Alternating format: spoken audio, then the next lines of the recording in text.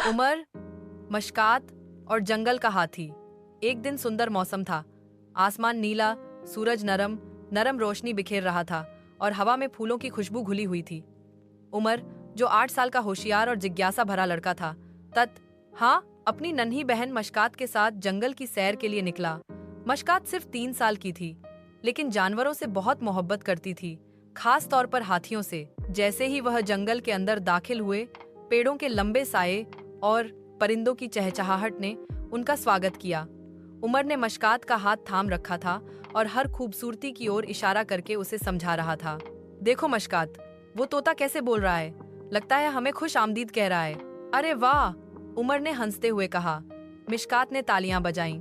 वाह, वह तो मुझे हाथी की आवाज भी निकाल कर दिखा रहा है। थोड़ी दूर चलने के बाद उन्हें एक छोटा सा नाला मिला। नाले के पास नरम घास पर वह कुछ देर बैठ गए। वहां जंगली खरगोश खेल रहे थे और बंदर पेड़ों पर झूल रहे थे। अचानक पेड़ों के पीछे से एक बड़ी सी परछाई जाहिर हुई। उमर भाई, वह क्या है? मुश्कात ने थोड़ा सा डर कर पूछा।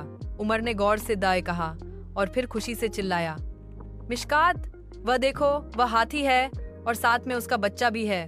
मिशकात खुशी से उछली। मेरा पसंदीदा हाथी। वह दोनों खामोशी से बैठकर हाथी को देखने लगे। हाथी अपनी सूंड से पानी पीता है, पेड़ों से पत्ते तोड़ता है और अपने बच्चे के साथ खेलता है। हाथी के बच्चे ने जब पानी में छींटे मारे तो कुछ बूंदें उमर और मुश्कात पर भी पड़ी। दोनों बच्चे खुशी से ठहाके लगाने लगे।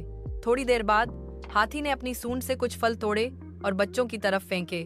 उमर ने संभाल कर एक आम उठाया और मुश्कात को दिया। देखा, हाथी हमें तोहफा दे रहा है, उमर ने कहा। मुश्कात ने आम चखा। ये तो बहुत मीठा है। शाम के समय वे दोनों वापस जाने लगे, लेकिन उनके दिल में जंगल की यादें, हाथी का प्यार और वह मीठा आम हमेशा के लिए सुरक्षित हो चुके थे।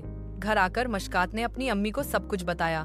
अम्मी, मुझे आज हाथी ने आम दिया था, सच में। अम्मी हौस पड़ी। और मेरा नन्हा सा हाथी, तुम दोनों तो